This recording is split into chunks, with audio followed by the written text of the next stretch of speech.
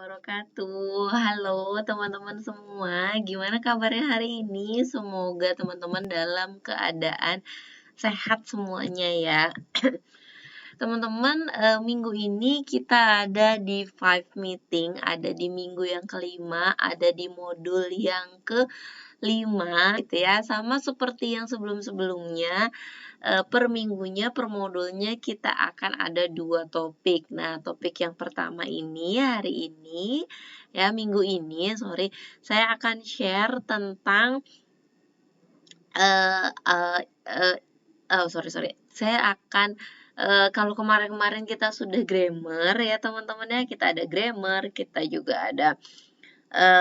ada grammar gitu ya, yang lebih banyak grammar. Nah, sekarang minggu ini kita ke writing session, dan writing session ini teman-teman sebenarnya adalah sebuah praktek gitu ya. Jadi praktek dari grammar yang udah teman-teman dapatkan di minggu yang sebelumnya. Oke, mau bahas apa Miss writing sessionnya?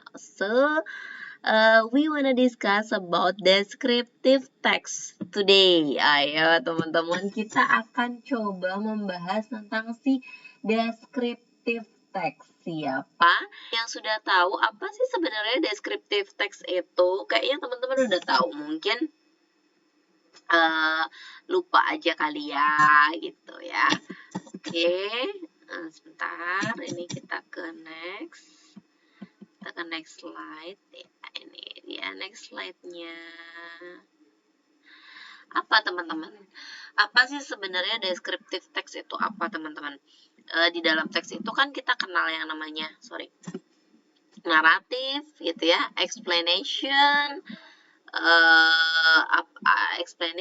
naratif, kemudian ayo coba apa lagi. Nah, terus kalau yang descriptive text itu apa, teman-teman? Kalau yang descriptive text. Oke, this is the definition of descriptive text.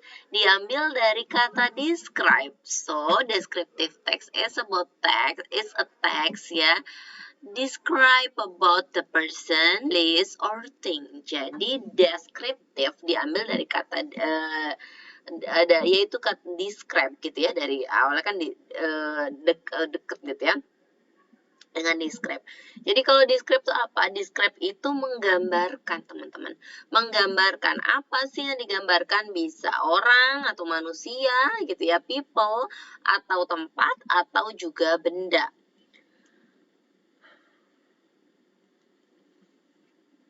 Nah, di dalam si descriptive text ini, teman-teman, descriptive text ini kan describe ya. Jadi yang menggambarkan ya, yang menggambarkan objeknya ini adalah kita sendiri.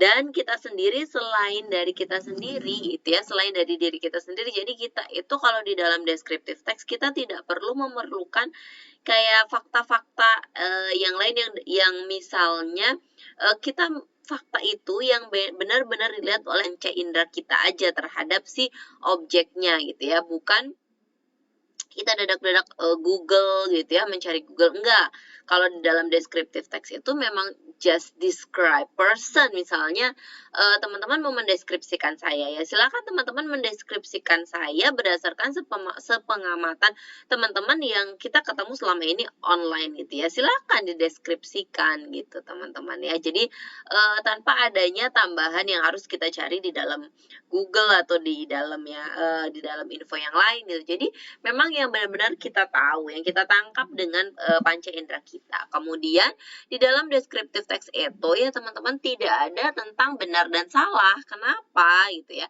Karena penggambaran orang gitu ya tentang sebuah objek, yang objeknya itu bisa jadi benda, orang, ataupun tempat, itu akan berbeda. Jadi ketika teman-teman mendeskripsikan tentang saya gitu ya, antara mahasiswa satu dengan mahasiswa yang kedua mendeskripsikan sayanya itu berbeda gitu ya, ada sesuatu perbedaan gitu ya, nggak apa-apa, itu it's okay gitu. Misalnya nanti kita lanjut ke yang lainnya itu ya. Jadi intinya tidak apa-apa berbeda, itu nggak apa-apa, boleh gitu ya, diperbolehkan. Nah, kemudian There are the characteristic of descriptive text. Nah, si descriptive text ini teman-teman dia punya karakteristik yang sangat berbeda dengan teks-teks yang lain. Apa karakteristiknya?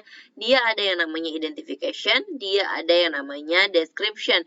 Dan di dalam descriptive text ini biasanya ya hampir sebagian besar itu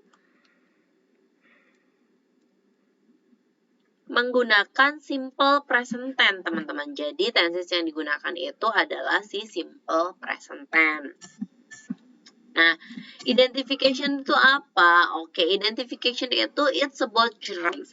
Hal-hal yang umum ya tentang objek yang mau kita ceritakan. Kalau misalnya orang berarti misalnya full name-nya, rumahnya di mana, kemudian birthday-nya kapan, educational background-nya seperti apa, dia statusnya bagaimana, dia family-nya seperti apa gitu ya.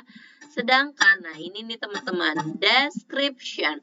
Jadi ada yang namanya identification, ada yang namanya description.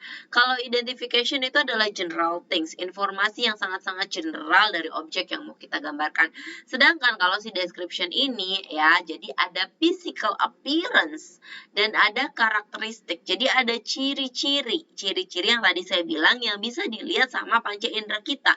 Ciri-ciri apa yang ada di orang itu, yang ada di tempat itu, yang ada di benda itu. Silahkan diungkapkan ciri-ciri fisiknya yang kelihatannya. Sedangkan ada lagi yang namanya characteristics and then a reason. Nah, teman-teman biasanya ini yang mahasiswa tuh skip. Suka lupa sama bagian ini. Tidak memasukkan karakteristik. Padahal si karakteristik dan reason ini adalah hal yang sangat-sangat penting dan jadi karakteristik si descriptive text ini tersendiri. Example gitu ya, teman-teman mau menggambarkan saya, silahkan teman-teman ceritakan gitu ya, apa sih yang karakteristik dari saya. Misalnya ya, example, saya adalah diligent person. Kenapa? Karena misalnya setiap ngajar Miss Riri selalu on time, jadi disertakan alasannya. Itu misalnya mahasiswa yang pertama bilang saya diligent, tapi kemudian misalnya mahasiswa yang kedua bilang saya adalah seorang yang friendly gitu ya, example.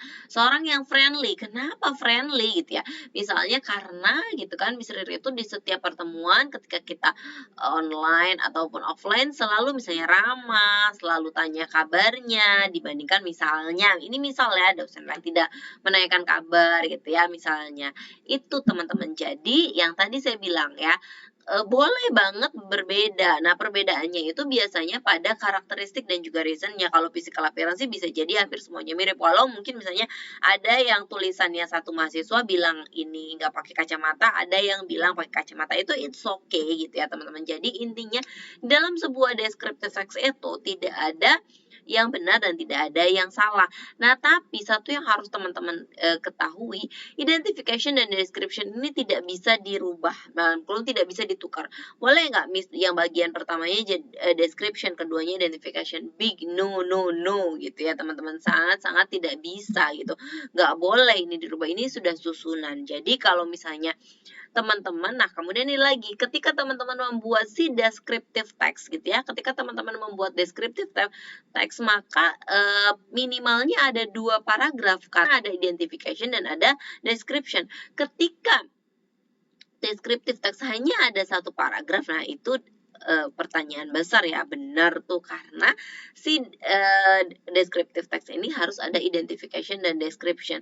Miss, kemudian kalau misalnya 3 paragraf itu gimana ya? It's up to you, mau paragraf pertama dan keduanya identification, terakhirnya description, it's okay. Atau mau pertamanya aja identification, 2 dan 3-nya description, itu boleh. Yang penting teman-teman, identification dan description tidak boleh diganti ya, tidak boleh ditukar ya, itu teman-teman. Nah, kemudian untuk contoh ya, untuk contohnya nanti teman-teman bisa melihat sendiri gitu ya di materi yang udah saya kasih, atau nanti di part yang kedua saya sedikit menggambarkan tentang si descriptive text ini gitu ya, yang hampir mirip. Oke, terima kasih teman-teman sudah selesai video. Kita ketemu di video-video berikutnya. Assalamualaikum warahmatullahi wabarakatuh.